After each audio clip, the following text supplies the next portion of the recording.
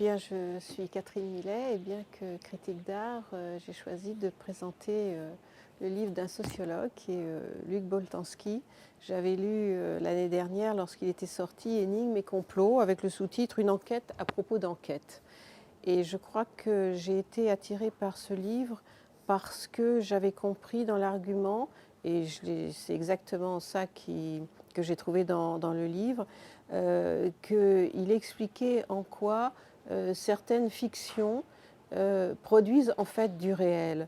Il est parti du constat que l'invention du roman policier est contemporain de l'invention par la psychanalyse de la paranoïa, c'est-à-dire les gens qui imaginent qu'il y a un complot quelque part, exactement comme le détective dans les romans policiers, et aussi contemporain de certaines paranoïas sociales qui peuvent s'emparer de la société dans certains moments particulièrement difficiles de son histoire.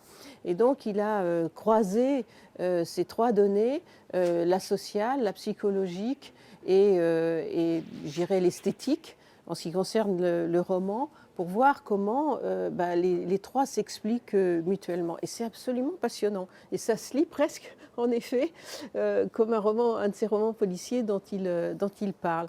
Moi, ça m'a beaucoup éclairée parce que je dois dire que c'est un thème qui m'intéresse particulièrement.